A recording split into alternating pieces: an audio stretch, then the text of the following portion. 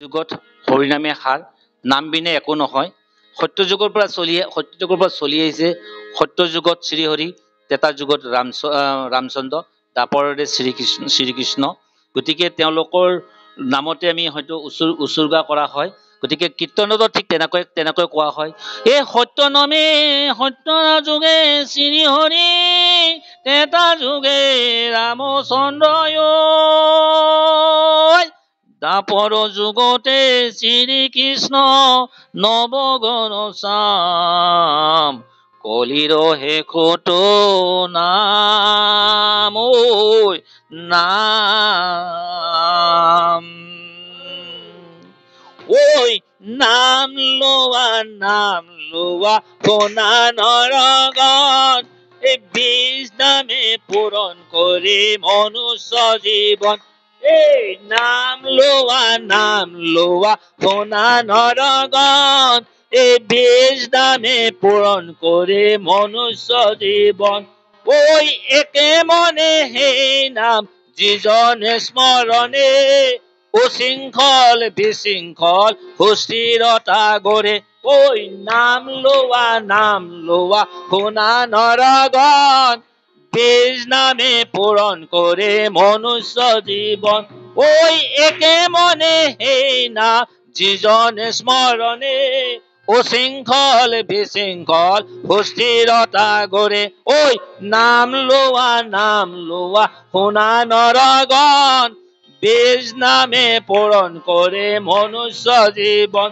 ঐ আচাৰ্য অনুসৰি চলে যিজনে, সেইজনে থাকে সুস্থ সবল মনে। ঐ নাম লোৱা সোণা নৰগণ, বীজ নামে পূৰণ কৰে মনুষ্য জীৱন। ঐ আচাৰ্য অনুসৰি চলে যিজনে, সেইজনে থাকে সুস্থ সবল মনে। ঐ নাম লোৱা সোণা নৰগণ, বীজ নামে পূৰণ কৰে মনুষ্য জীৱন। ঐ দেওঘৰ চহৰে জানা হঠ নগৰ, দূৰ দূৰণিৰ পৰা গলে তাত নেলাগে ভাগৰ। ঐ নাম লোৱা সোণা নৰগণ, বীজ নামে পূৰণ কৰে মনুষ্য জীৱন।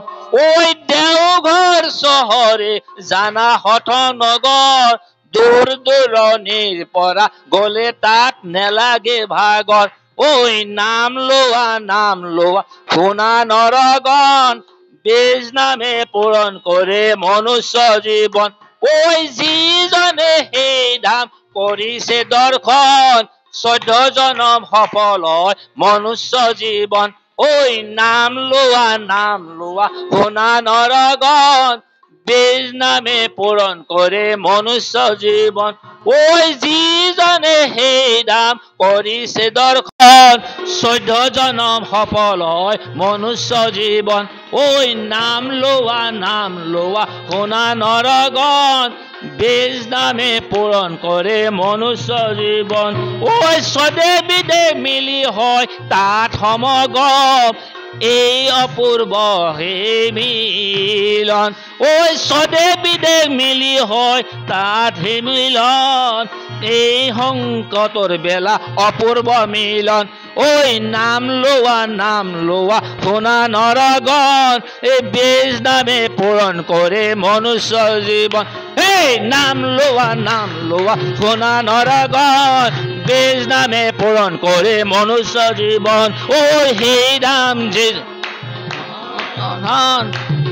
নামে পূৰণ কৰে মনুষ্য জীৱন। ঐ দেওঘৰ চহৰে জানা হঠ নগৰ, দূৰ দূৰণিৰ পৰা গলে তাত নালাগে ভাগৰ। ঐ নাম লোৱা সোণা নৰগণ, বীজ নামে পূৰণ কৰে মনুষ্য জীৱন।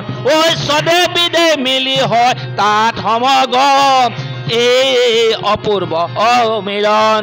এই নাম লোৱা সোণা নৰগণ, বীজ নামে পূৰণ কৰে মনুষ্য জীৱন। এই নাম লোৱা সোণা নৰগণ, বীজ নামে পূৰণ কৰে মনুষ্য জীৱন।